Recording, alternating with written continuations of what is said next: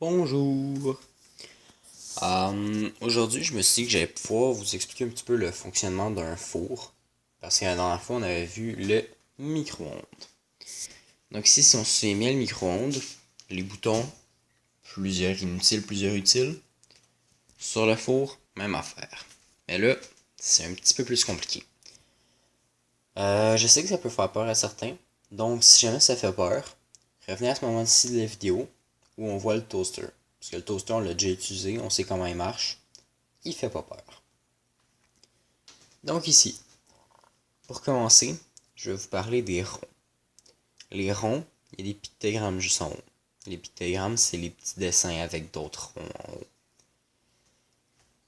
Je sais pas si vous connaissez André Sauvé, puis je sais pas si vous avez vu un de ses shows, mais ça m'a fait avoir un gros questionnement. Les quatre petits ronds qu'on voit là, est-ce qu'il faut les ramener comme ça pour savoir c'est quel rond qui est qui est pointé, il faut le glisser comme ça. Donc autrement dit, est-ce que le rond en bas à droite c'est lui ici ou celui en haut là? Bon, vu que c'est pas nécessairement super clair à cause de la luminosité, je vais quand même commencer à vous l'expliquer sans plus poser la question. Euh, il y a quelque chose de super simple qui nous permet de résoudre ça. Premièrement, le fait que ce soit un rond qui est double. Puis ici, il est simple. Donc, je sais pas si vous voyez, il y en a un double, un simple. Mais ici, c'est la même chose. Low jusqu'à high, c'est un double. C'est celui-là. Low jusqu'à high une fois, c'est celui-là. Puis de l'autre bord, même affaire.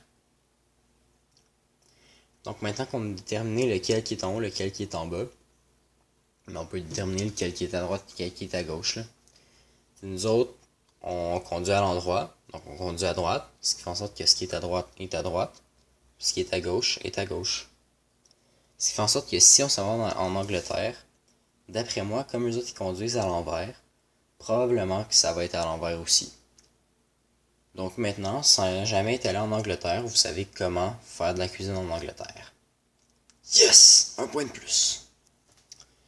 Bon, ici, on a des boutons super utiles que je me suis jamais servi parce que je sais pas du tout à quoi ils servent.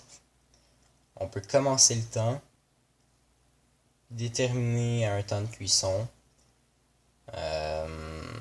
control lookout, je sais pas du tout à quoi ça sert, mais je suppose que ça bloque pour empêcher qu'on puisse ouvrir le four pendant que ça cuit.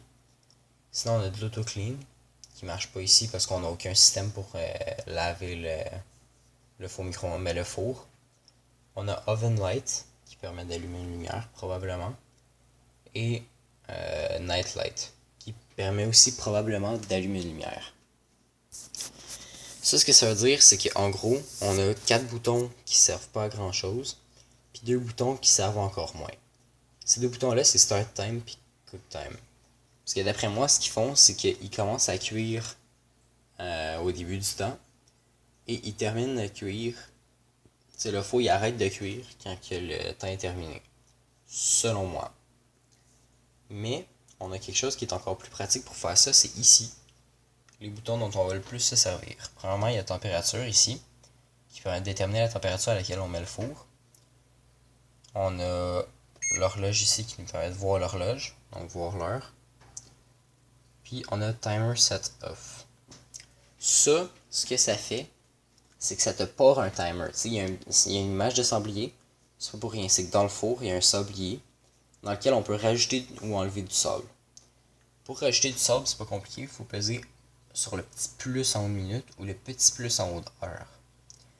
Ça va faire en sorte que notre sablier va avoir plus de sable. Si on veut en enlever, on pèse sur les moins. Puis comme un sablier peut pas avoir moins que 0 g de sable, mais ça fait en sorte qu'on peut pas descendre en bas de 0 minute 0 heure. Ici, on peut le starter ou on peut l'arrêter. Ça marche aussi avec ça marche avec le four et avec le timer en même temps. Ce qui fait en sorte que tu pars ton four en même temps que tu pars le timer, puis tu arrêtes le four en même temps que tu arrêtes le timer. Ce qui fait en sorte que les boutons ici qui le font tout seuls, ils servent à rien. Puis là, ben, il reste les trois d'en dessous. Break, broil, warm. Break permet d'arrêter le four, comme le petit bouton off. Broil permet de faire le warm-up. Non, excusez. Warm permet de faire le warm-up du four, donc permet de le partir puis à une certaine température, comme le petit bouton température ici. Et broil, il sert à broil. Cherchez pas. Donc là, ici, pour les différentes parties du four, on a premièrement les parties qui nous servent, donc les ronds sur lesquels on peut faire cuire. Et la poêle dans laquelle on va pouvoir aller faire cuire des choses. Donc, autrement dit, ça sert à cuire. Puis oui, effectivement, la température ne veut pas descendre en bas de, il me semble que c'est 300 degrés Fahrenheit. Donc non, tu peux pas faire refroidir des choses là-dedans. Pour faire ça, il va falloir le faire ici, dans le frigo,